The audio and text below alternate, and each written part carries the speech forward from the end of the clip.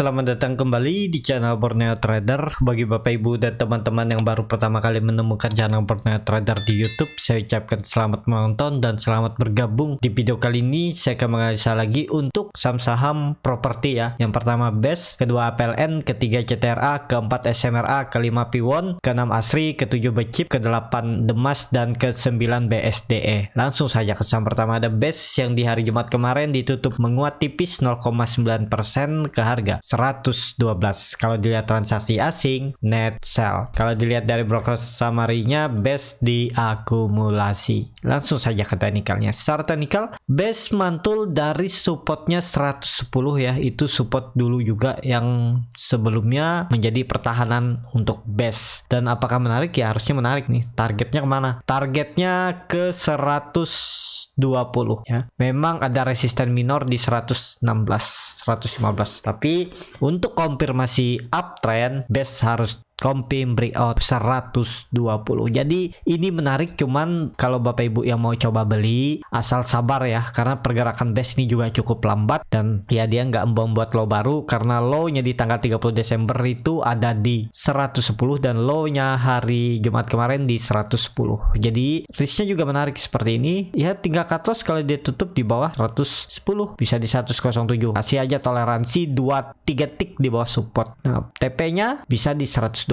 Jadi risk rewardnya 1 banding hampir 1,5 ya. Jadi menarik cut loss saja karena dia berpotensi untuk lanjut downtrend. Tapi kalau dilihat MACD-nya mengarah ke atas dan sudah membentuk golden cross, barcat di atas 0 juga terbentuk, harusnya BES naik ya. Tinggal nunggu ISG. Kalau ISG rebound 6.700 6.800 ya pelan-pelan sektor juga gantian naiknya. Pasti ada rotasi sektor untuk naik ya. Jadi menjaga ISG juga biar ISG-nya nggak naik signifikan, pelan-pelan tapi ke atas ya. Kemungkinan besar seminggu ke depan itu ada sektor rotasi juga gantian. Jadi yang memanfaatkan jangan sampai ketinggalan. Jadi seperti itu. Langsung saja ke saham kedua. Ada APLN yang ditutup juga menguat tipis 0,88% ke harga 114. Kalau dilihat transaksi asing nggak ada jual beli bahkan hampir 3 hari. Kalau dilihat dari broker summary-nya APLN memang terlihat distribusi tapi ditampung oleh EP cukup besar juga nih 34.000. Langsung saja ke teknikalnya. Secara teknikal APLN memang sudah di bawah supportnya 120.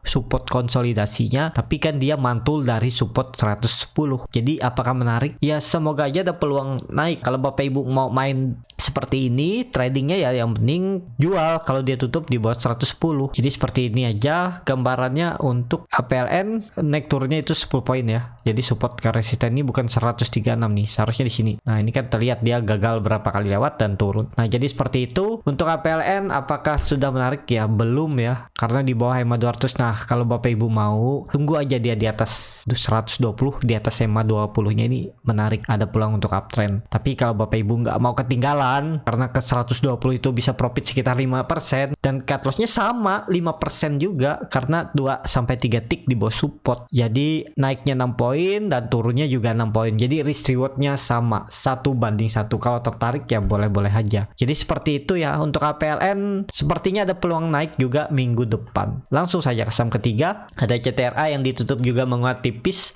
0,53% ke harga 945. Kalau dilihat transaksi asing seminggu kemarin itu net buy. Kalau dilihat dari broker summary-nya CTRA didistribusi. Langsung saja ke teknikalnya. Secara teknikal CTRA mau naik ya. Semoga ini menjadi swing low-nya 925 dan dia naik. Dan memang CTRA ini masih strong downtrend karena di bawah EMA 20-nya dan titik amannya ya dia harus balik ke 1000. Tapi naik ke 950 cukup aman, kemungkinan dia bergerak konsolidasi 950 support dan resistennya 1000 tektok kan aja di area ini. Nah bisa seperti itu gambaran CTRA seminggu ke depan. Tapi kalau dia gagal lewat hari Senin 950, target penurunannya bukan ke 925, 900 di kesini arahnya. Jadi dia nih lagi retest nih, kalau gagal ya dia turunnya nggak ke 925 lagi, 900. Jadi seperti itu untuk CTRA. Jadi besok Senin dia harus naik langsung 950, tutup di 950 aja bagus. Jadi seperti seperti itu untuk CTRA. Langsung saja ke saham keempat, ada SMRA yang di hari Jumat kemarin ditutup menguat juga tipis 0,6% ke harga 755. Kalau dilihat transaksi asing terus net buy. Kalau dilihat dari broker summary-nya, SMRA didistribusi. Langsung saja ke teknikalnya. Secara teknikal, SMRA juga strong downtrend setelah gagal bertahan di atas 500 dan dia mencoba naik lagi 3 hari dan gagal dan turun. Dan memang arahnya itu naik turunnya itu kan 50 poin dari 800 ke 750 dia mantul. Nah, jadi apakah ada peluang naik? Ada, cuman ini lihat kan, dia naik 2 hari dengan volume makin kecil, berarti tenaganya juga nggak ada. Memang dia membentuk lower high, cuman agak rawan nih. Kalau yang mau coba beli di harga sekarang, yang penting cut loss kalau dia tutup di bawah 740 karena itu support. 740 750 itu area support. Nah, ini bisa toleransinya 740, jebol itu jual aja, berarti dia lanjut downtrend. Jadi seperti itu. Untuk SMRA juga ini ada indikasi pola head and shoulder nih. Kalau itu jebol, bahkan kalau sesuai teori ya bisa sampai 600 kalau ditarik, bahkan 550 dia bisa turun, dan itu sudah terkonfirmasi dia polanya. Cuman semoga aja bandarnya bertahan ya. Ini kan dia sudah retest gagal ya, harusnya nih pola dead cat bond dan bisa turun lebih dalam. Jadi kuncinya untuk SMRA kalau yang baru beli maupun beli di 760 ataupun 740 ya, kalau seminggu ke depan dia turun dari 740 tutupannya ya jual aja, karena ada potensi tadi bisa sampai 600 sampai 550 penurunannya. Tapi kalau saya lihat ya kemungkinan di 700 ada mantul, terus pola dead cat bond 650 ada pantulan. Jadi seperti itu aja. Jadi trading itu manfaatin aja pantulan-pantulannya itu ya. Apalagi di saham downtrend itu peluang sangat besar untuk mantul di area support, tapi mantulnya itu terbatas, nggak bisa langsung reversal, kecuali memang ada momentum, memang ada news ya bisa. Jadi seperti itu untuk SMRA. Langsung saja ke saham kelima, ada Piwon yang di hari Jumat kemarin ditutup terkoreksi 0,9% ke harga 438. Kalau dilihat transaksi asing seminggu kemarin itu bisa dibilang net sell.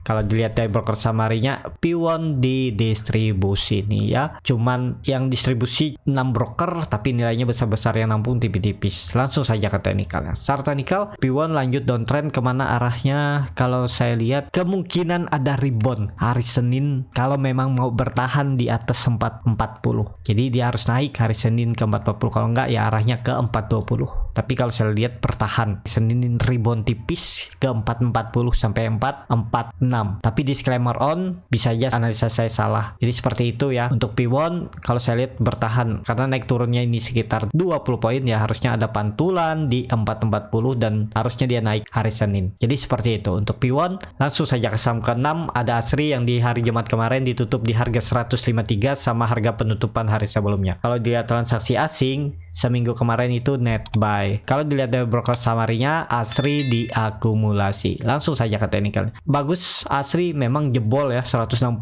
dan dia ke 150 mantul. Jadi harusnya ini bertahan, support 150 sepertinya dijaga ya. Tapi kalau dia candle merah lagi hari Senin dan tutup di bawah 150 jual kalau yang baru beli. Itu aja. Ya, target kenaikannya mana? 160.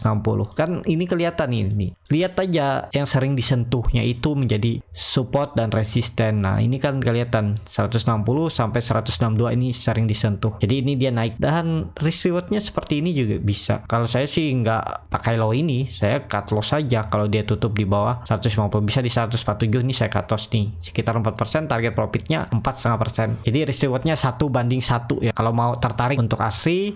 Tapi ini disclaimer on ya, bukan ajakan untuk membeli, sesuaikan dengan profil resiko kembali dan keputusan di tangan Bapak Ibu masing-masing. Jadi seperti itu untuk Asri. Langsung saja ke saham ke-7, ada Becip yang di hari Jumat kemarin ditutup terkoreksi 1,07% ke harga 92. Kalau dilihat transaksi asing net buy, seminggu kemarin juga bisa dibilang net buy. Kalau dilihat dari broker summary-nya, Becip diakumulasi. Langsung saja ke teknikalnya. Secara teknikal Becip ini pelan-pelan tapi mengarah ke atas ya. Ini analisa saya sebelumnya, kalau mau beli Becip di 9291 ya cut loss saja di bawahnya di 87 86. Dan ini ada pola descending triangle ya. Bahaya juga nih kalau sampai jebol 88 berarti downtrend. Tapi kalau dilihat nih volume makin meningkat nih. Setiap dia membentuk candle hijau volumenya besar, saat dia koreksi volumenya kecil. Ya ini menarik. Harusnya minggu depan ada peluang rebound. Kalaupun mau coba beli di 92, 91, cut loss saja kalau tutupannya di bawah 88. Udah nggak usah banyak mikir. Targetnya 100.